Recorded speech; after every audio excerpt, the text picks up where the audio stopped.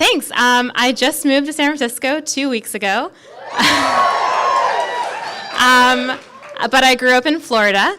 And in Florida, that's already a lot of things we can talk about. Lots of unsolved mysteries in Florida. But also like a lot of wildlife, really nice to be outdoors. Sometimes things that belong outdoors end up coming indoors. So we had in my house a lot of frogs.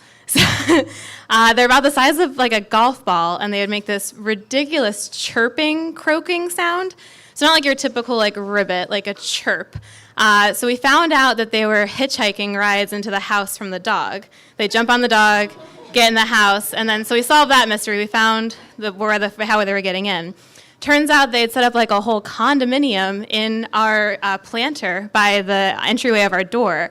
So there was like 5 or 6 aloe plants. All the frogs were living in the aloe plants. They basically had a water slide into a watering can, and it was a great condo.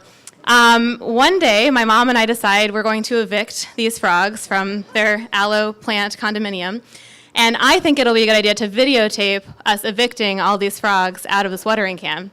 I got my camera. My mom's tapping the top of the watering can. One by one, the frogs jump out. 1, 2, 3. It's like 12 frogs in this little watering can that just hop out. The 13th frog gets to the top of the watering can spout, turns around, looks up at my mom, and jumps on her. He is not happy about being evicted. So he actually goes down her shirt. She's screaming and wailing. I drop the video camera because I'm just screaming and laughing. And then my dad is working from home. He comes out. He's like, why are these girls screaming? I'm on a conference call. The frog, hand to God, like jumps out of her shirt, lands on my dad's foot, starts to crawl up into his shorts. So I wish that I had all this on video because I wouldn't be telling the story here. I'd be winning America's Funniest Home Videos.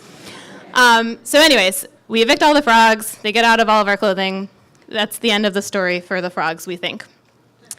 That night, middle of the night, my mom hears the dog barking at like 4 in the morning. So she gets up, walks to the front door. Front door is completely glass. So in Florida, everything is glass. So it's completely see-through. She's looking out the window.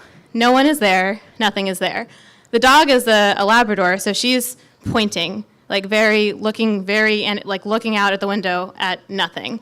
My mom thinks it's a ghost, of course.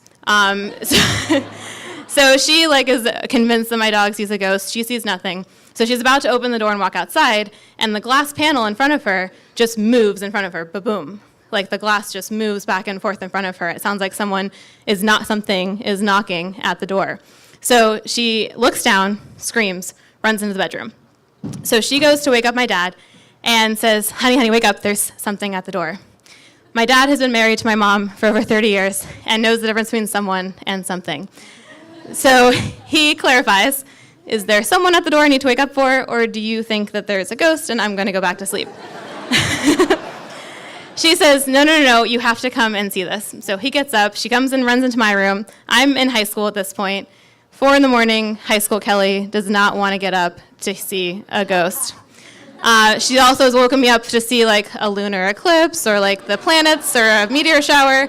So I'm not about any of this. After some coaxing, my brother, me, and my dad all get to the front door.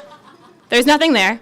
Looking through the glass, nothing. The dog is still pointing, nothing. I'm about to open the door because I'm over all of this. And she's like, no, wait, hold on, look down. There's a 6-foot alligator down at the front of our door. It had walked into our entryway, but it was too narrow for it to figure out how to get out. It saw the glass and the lights and it was trying to get into the house, and it couldn't figure out how to go backwards. So, what do you do when there's a 6-foot alligator blocking your way out of your house? So we call 911, and we're like, there's an alligator trying to get into our house. So a police cop comes to the house. We open the window, and we yell through the window so he doesn't come to the entryway. There's a gator in the entryway. And so he doesn't know what to do either. So he gets a flashlight. It's still 5 in the morning. He gets a flashlight. He shines the flashlight through the bushes to guide a light for the alligator to follow to get himself out of our entryway and back into the lake behind our house.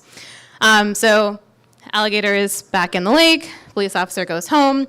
I go to school, and that was the only time that we ever saw an alligator that close to our house, but also the last time that we heard the chirping frogs. Thank you, that's my story.